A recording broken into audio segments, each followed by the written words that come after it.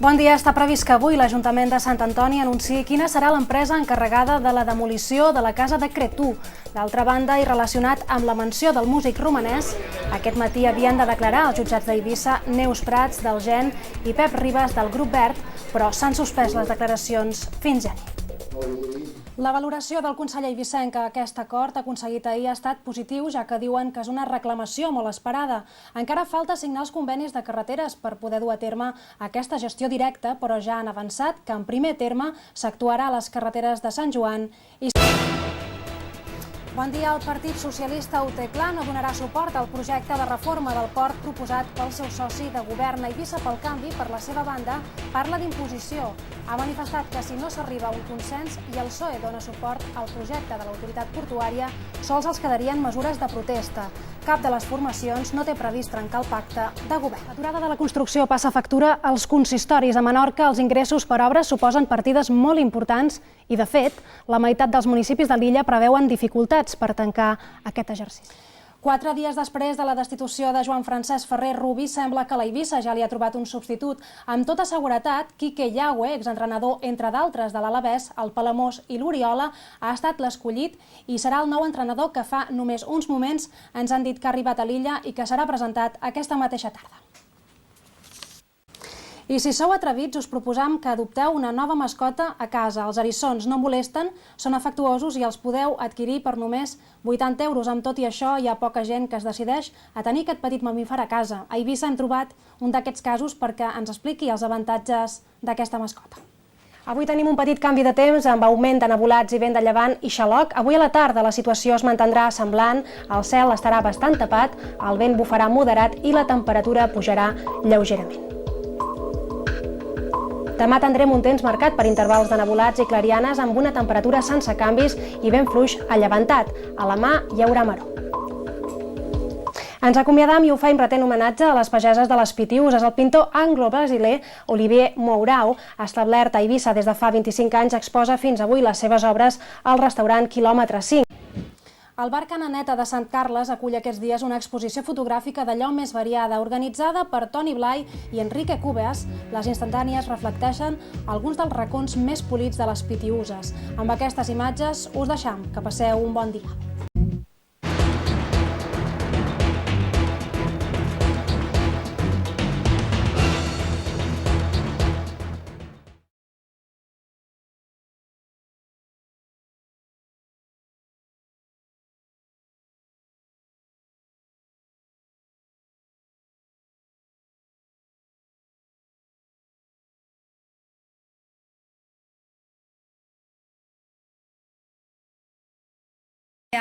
A Llàgrima de Sang. Això diuen, haurem d'esperar a veure el mes de setembre. De moment, anem a descobrir la identitat dels candidats.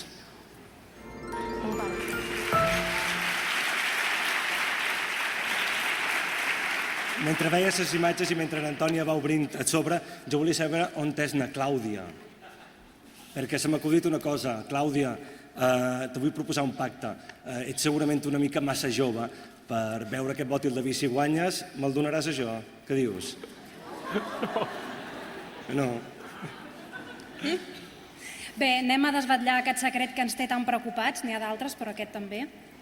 Molt bé, telespectadors de Llàgrima de Sang, amb les seves votacions a través del web d'IV3, els correus del Club del Subscriptor d'Última Hora i les telefonades a IV3 Ràdio, han decidit que l'actriu revelació és... Ariadna Cànovas com a Clàudia.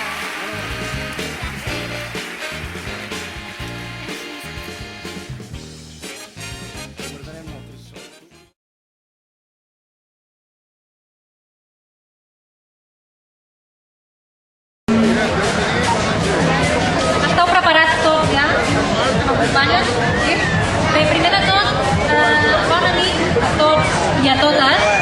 Primer de tot, vull agrair a tots els jesusencs i jesusenques i molt especialment a la Comissió de Festes de Jesús que m'ha convidat a la vostra festa per passar una agradable nit de final d'estiu. No tingueu cap dubte que per jo és un veritable plaer estar en aquest marc immillorable aquí i avui.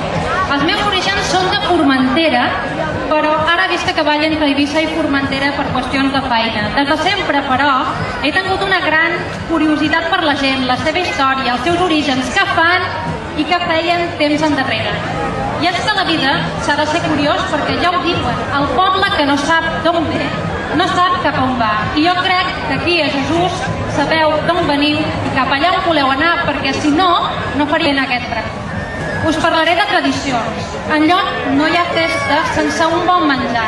De fet, avui per començar les celebracions ens espera d'aquí a poc un bon arròs que d'aquí ja sense flaire que fa i que mos venen ganes de menjar. I també tenim ganes de divertir-nos, de festa, de ballar, d'estar contents.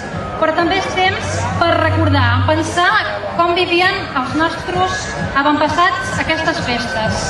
Pel que m'han explicat, després de documentar-me a través de molta gent del poble, aquestes són les festes més llargues de tota Eivissa i a les quals en el passat i també ara assisteix molta gent de tota l'illa. Anys endarrere, el dia de Nostra Senyora de Jesús, el dia 8 de setembre, arribaven carros engalanats de totes les contrades de l'illa amb gent que venia aquí a celebrar aquestes festes. Fins i tot es van posar en marxa els primers taxis, carros que aquell dia feien el trajecte entre Eivissa i Jesús i que cobraven pocs canets per fer aquest trajecte. Es nota que hi havia moltes ganes per venir a celebrar aquestes festes. Ara ja no és així, venim tots amb el nostre cotxe o venim caminant des de casa, cavilant amb sus problemes que tenim diàriament, però aquesta festa ens permet a tots retrobar-nos amb el passat i mantenir viu aquest esperit de festa, de germanor, de complicitat de tot un poble, que això és el que veritablement queda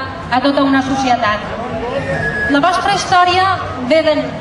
De fet, Jesús és una parròquia de les més antigues d'Eivissa i per això conserva un dels retaules més antics de les Balears del segle XVI. Això és una gran riquesa. És un poble ric, és un poble d'horta, amb grans extensions de terreny i que no vol ser de ciutat, vol continuar sent de poble, perquè us sentiu còmodes sent de poble. I és cert, vosaltres sou diferents. De fet, Jesús és l'únic poble de tota Eivissa que no té nom de sant o santa, sinó de verge. La verge de Jesús, una verge que ha ajudat a moltes generacions de ciutadans de Jesús i de fora de Jesús, i també fins i tot de Formentera, perquè m'han explicat fins i tot parents meus que venien aquí a venerar en aquesta verge, coses que jo tampoc no sabia. I si em permeteu, acabaré amb una poesia del canonge Isidor Macabí. És un fragment de Seu Fabaguera, on aquest poeta i escriptor eivissenc fa un elogi dels paisatges de l'illa d'Eivissa tan polits com aquest vostre. Diu així: com un ventall magnífic de bandes balconatges s'obre sa meravella d'aquest únic paisatge. L'horitzó de muntanyes, clapejades de pins, sa planura florida, horts, casàlids, molins, un eixam de barquetes dins sa calma adormides, veles blanques que arriben o se'n van mar endins. Molts són els escriptors i poetes que han escrit sobre Eivissa i la seva gent, passant per Josep Pla, Baltasar Porcel, Isidor Macabí, Joan Marí Cardona, Marià Villan Gómez, grans homes que varen saber trobar l'essència de l'illa i la varen deixar plasmada damunt del paper. Molts diuen que aquesta Eivissa ja no existeix, però jo els he de dir que no és veritat, que d'Eivissa n'hi ha moltes, com la vostra, on l'essència encara perdura perquè la gent continuadora de les tradicions segueix tirant del carro, mai millor dit. Jesús no morirà si la seva gent manté vives les seves tradicions. Jesusencs i jesusenques, he vingut aquí avui a celebrar amb altres aquesta festa, que molts anys la pugueu celebrar, molts anys i bons a tots, salut i res, fins un altre any.